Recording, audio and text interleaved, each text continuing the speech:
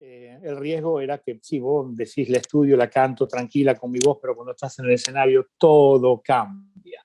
De lo que probás en la habitación y lo que probás en la sala de ensayos, cuando estás en el palco escénico, hace de cuenta que es el doble de difícil todo. Tenés que tener siempre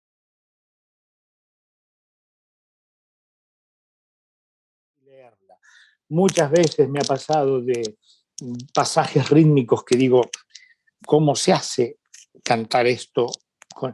Cuando entendiste la profundidad del texto, porque los que escribían estos libretos eran unos monstruos, digamos, a veces no tanto por el contenido, sino por la fonética, por las palabras que usaban, ¿no? El italiano en eso es una lengua fantástica. Si estudias Verdi y vivís en Italia, es el emiliano puro. Cuando cantás de Puccini, si estuviste por la Toscana, es el toscano puro. Hay palabras que la gente del lugar, las dice cotidianamente. Cuando entendiste eso, entendiste ya prácticamente todo.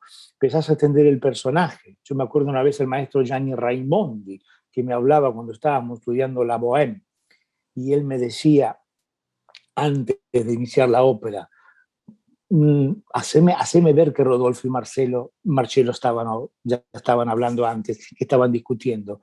Pero no está escrito, no importa, pero está en la música. Buscalo, encontralo. Y Qué cuando hermoso. a veces perdés un día o una semana con 2 páginas, pero no te das cuenta que arreglaste todo un primer acto, porque entendiste la dirección. Nuestra voz tiene que estar al servicio del compositor. Tenemos que expresar las palabras, el texto, lo que está escrito, la música, pero somos un medio, somos un instrumento más. Por eso que es tan delicado y por eso que tenemos que tratar de tenerlo lo mejor posible técnicamente y a través de cuidado para poder dar ese mensaje, que son mensajes subliminales. Pero todo esto, digamos, me pasó, incluso yo cada vez que agarro una ópera que ya canté y que la tengo que volver a cantar, yo 2 meses antes, sea Tosca, que la canté, siempre me pongo ahí, la estudio de nuevo y la miro de nuevo. Después tuve, sí, la suerte de trabajar con grandes directores de orquesta que a priori sabés que te exigen un cierto nivel, entonces vos tenés que sí o sí buscar, investigar para llegar lo más preparado posible, porque cuando te toca cantar con Subimeta, vos sabés que está muy alto este hombre, ¿no? Como musicalidad, como grandeza, como conexión con el universo. Entonces vos tenés que tratar de estar con tus armas lo más cerca posible a lo que es el máximo de tu capacidad, y eso te hace crecer, estar siempre, incluso hoy en día, cuando haces una prueba musical, con cualquier persona, siempre aprendes algo. Por eso que esta profesión, la cosa más importante es tener los oídos, las orejitas siempre bien abiertas, filtrar la información, pero ser humilde al 1000 por 1000, porque cualquier persona te puede dar algo que realmente te puede cambiar la vida o hacerte crecer. Qué hermoso escucharte y bueno, uno escucha hablar así a alguien que realmente ha hecho las cosas a lo grande como vos.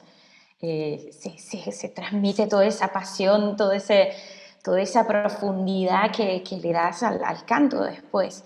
Y que es maravilloso escucharte, realmente es maravilloso escucharte Gracias. porque hay un respeto, justamente un respeto y una profundidad que tocas ahí toda la emoción del compositor, del libretista. Bueno, un honor.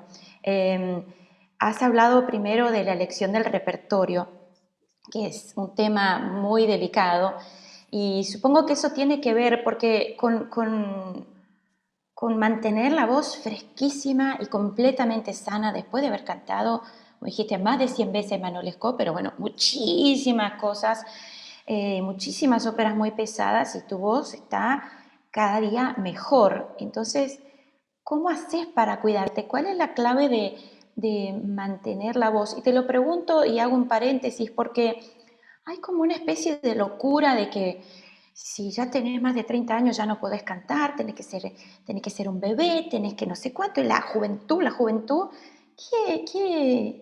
qué cosa tan extraña. Háblame un poco de tu pensamiento sobre esto. Bueno, yo parto Primero, agradezco a mi madre, a la naturaleza de haberme dado el don que me dio, las cuerdas vocales que me dio, se hace parte con eso, que es fundamental, ¿no? Gracias a Dios, siempre tuve una salud de fierro. Eh, y, y, y, siempre eh, traté de cuidar mi voz hasta cuando tuve que cantar mi primera Manon Lescaut. Me recuerdo que yo siempre habiendo escuchado, y sí como soy un fanático de los cantantes del pasado, ¿no? O sea, cuando se habla de la longevidad vocal, bueno, Alfredo Kraus era un monstruo perfecto a los 70 años. A Richard Tucker, Mario del Mónaco estaba en fin de vida y cantaba sentado en una silla de ruedas y cantaba 4 o 5 arias. El maestro Carroli, con el cual trabajé hasta hace poco tiempo, tenía 82 años y cuando cantaba te mataba. El maestro Vincenzo Bello tiene 80 años y canta con la voz más fresca que un chico hoy de 25 años. Ahí está. Para mí el secreto está en esto, en no apurarse. Como decía Miguel Afreni, esta carrera se hace más diciendo que no, que sí. Lógicamente, eso depende de tu capacidad de subsistencia también, porque si decís siempre que no y no tenés para comer, llega un momento que tenés que hacerlo. Entonces yo me acuerdo que mis primeros roles, mis primeras Manon Lescaut, mis primeros caballerías, así como yo soy un cantante muy pasional cuando canto, entonces el riesgo era que si vos decís la estudio, la canto tranquila con mi voz, pero cuando estás en el escenario todo cambia. De lo que probás en la habitación y lo que probás en la sala de ensayos, cuando estás en el palco escénico, hace de cuenta que es el doble de difícil todo. Tenés que tener siempre un resto del 35 al 40%, para cantar siempre al 70% y no al 100%, porque si no fundís el motor. Entonces, para eso se necesita toda esta gran preparación y sobre todo la consapevolezza di saber cuáles son tus límites. A mí me encantaba la Manon Lescaut que cantaba Jussi Björling, pero bueno, yo soy Gustavo Porta, Jussi Björling y Jussi Björling.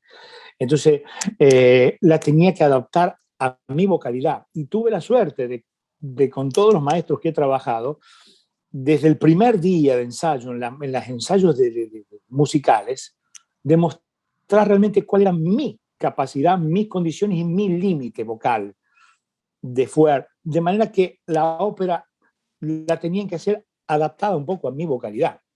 Entonces, de esa manera, si bien no son las funciones las que te cansan, no son las funciones las que determinan si puedes hacer un rol o no, lo que determina si puedes hacer un rol o no es el periodo de ensayo. Vos tenés un mes de cantar una ópera donde la tenés que cantar casi todos los días, porque cuando se prueba de regia no se canta, pero estás marcando, estás ahí, te cansás físicamente, tenés que ver el día de recuperación, después te llega la última semana, 10 días de ensayos de conjuntos.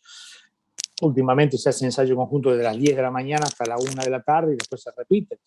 Después tenés la general, un día de descanso, a veces 2, bueno, 2 es una gloria, solamente cuando vas en Oriente, y cantar las funciones. Ya cuando después cantaste la función, ya tenés días para descansar, pero eso hasta ese momento que vos realmente tenés el acúmulo de cansancio. Y si vos no estás sobrado de aptitudes para cantar ese rol, no llegás. Si vos ya el primer día que llegás al escenario estás al límite, en 30 días va a ser difícil, porque después vienen los nervios, porque es lógico, estamos solos, somos solistas porque estamos solos, no nos acompaña nadie.